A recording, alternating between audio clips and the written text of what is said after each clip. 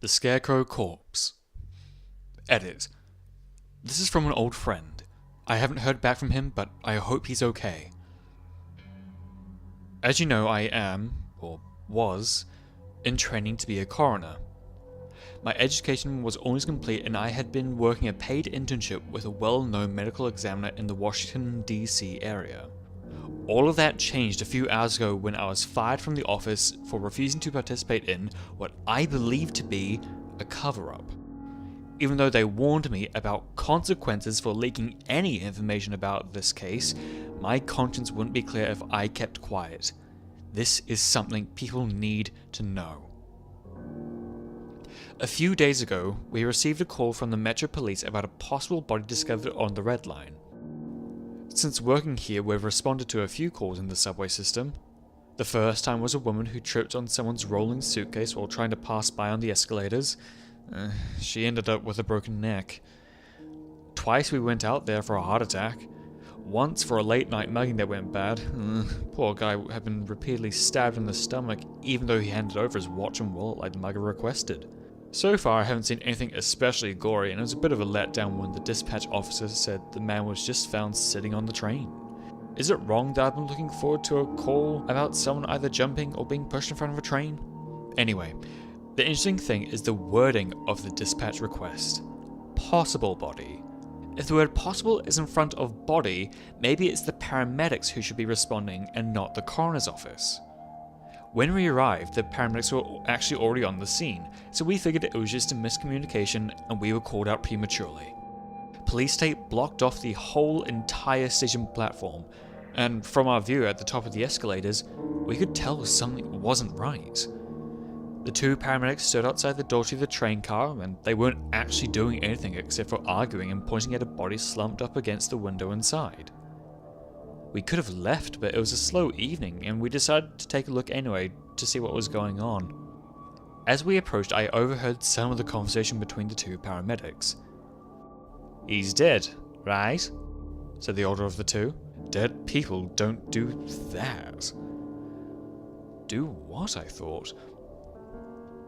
Once they saw us, they quickly agreed that the man was dead and promptly left the scene to us. Clearly, this wasn't a call they wanted to handle. I can understand that. The police weren't much help either. I chatted with the officers on the scene while the doc went inside to take a look at the man on the train. One of the detectives commented that there wasn't any clear signs of foul play. The witnesses all claimed the guy just sat down like everyone else and then he stopped breathing. Natural causes, I thought. Seemed like a pretty cut and dry case. But when I looked over my shoulder at the doc, he seemed confused. "Look at this," he said to me as I walked into the train. As I approached, it just seemed like a man was taking a nap, like a lot of the other train riders do when they know their stop won't be coming for a little while. "Look at what?" I asked. "His eyes." The man's head was forward with his chin to his chest, so I had to kneel down to get a good look at his face. As I'm doing this, the doc is talking out loud as he tends to do, just going over his mental checklist. "No breathing, no pulse, skin is cold to the touch. Approximate time of death, 6 to 8 hours ago." I'm in the aisle of the train trying to make do with a pin flashlight since the dim lighting of the train wasn't being much help. The man's eyes were open and seemed to be staring at me. It isn't uncommon, so I lean in closer, hoping to figure out exactly what it is the doc wanted me to see so I don't look like an idiot. And then he blinked. I jumped back as quickly as a mongoose would jump away from a cobra. "What the fuck?" I tried to say. "Exactly. Gotta be a muscle spasm, right?" "You would think," he says, "but watch this." He grabs the guy by the hair and pulls his head back. With his other hand he waves a finger in front of the man's open eyes, which then began to follow along as the doc moves his finger from left to right. Then the man looked at me and blinked again. "Have you ever seen anything like this before?" I asked. "Nope." "And he's dead?" "As a doornail." We let the officer in charge know that we couldn't determine the cause of death on site. A full autopsy would need to be performed to make any kind of determination. She made a note in the report that this body had a tendency to follow you with its eyes and occasionally blink. Off the record, she told me that this whole case bothered her. That man, she said, didn't have any identification, credit cards, watch, jewelry, a phone, or even money. All they found on him was a train ticket and a napkin. Once we had him back at the office, we changed into our examination overalls. I was asked to deal with his clothing. The man watched me the whole time as I stripped off his business suit. He even winked at me once. Also, a few odd things were noted about the clothing. First, he wasn't wearing any undergarments. Normally people wear a t-shirt, boxers or briefs, and socks. This guy wore none of those things, but for some reason he had on 2 belts, one over the other. The doc switched on his tape recorder and turned on the buzzsaw. I watched as he performed the Y incision and made a mental note of his perfect technique so I could try to do it better next time. I'm telling you, the doc is a real artist. Next came the enjoyable cracking sound as the ribcage was pried open. All while this was happening, the man's eyes watched us. I could almost swear he was smiling too. Over the next hour, the doc made notes as he did the exam. He handed me each organ to be weighed and catalogued. There was nothing strange or out of the ordinary about any of the internal organs. Okay, the doctor said. Let's take a look inside of his head. I want to see what's causing the eye movements. Listen, do you mind if we tape the eyes shut first? I'm trying to remain as professional as I can, but the constant blinking is unnerving me. The doc didn't mind, so I took some tape and worked up the courage to manually close the guy's eyelids and taped them down. Immediately they started moving fast. His whole face was convulsing, contorting itself, trying to break free of the tape. I don't think he likes that, the doctor said, and then removed the tapes from the man's eyes.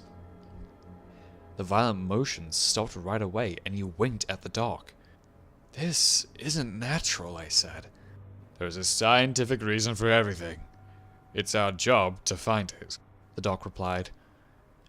But he actually fought to get the tape off his eyes. I guess he wants to watch. Now, do you want to remove the skull, or should I? I'm too shaken to handle the equipment, so I watch as the doc works the saw around the man's skull. The bastard is smiling, I'm sure of it.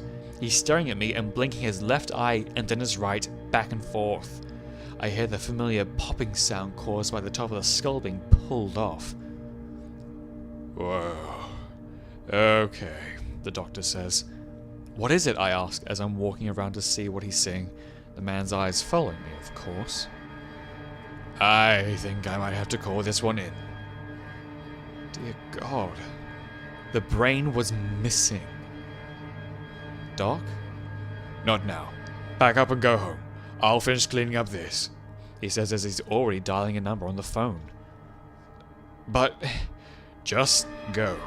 I'll call you later. This isn't a request. I know when to shut up and listen. I make my way to the door, knowing that the man is still staring at me. And don't say anything to anyone. The doc never called me back. Each time I tried to reach him, it went to voicemail. I tried to go back the next day. Security wouldn't let me in the building. They said I was to await further instructions while on paid leave. That was 4 days ago. This morning I hear a knock at my door.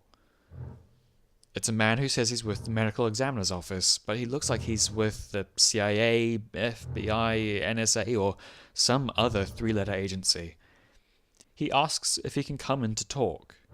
I open the door to let him in, and as I do, I notice 2 other similarly dressed men sitting in a black Suburban across the street.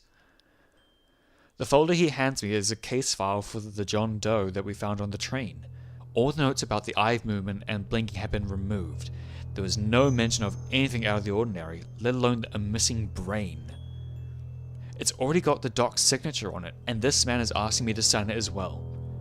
I tried to tell him that the files are wrong, but he holds up his hand to stop me from speaking. This is how it happened. Sign it, he said. I ask about the doc. I want to know why I haven't heard anything from him. He says the doc's been let go. The way he says it makes me think the worst.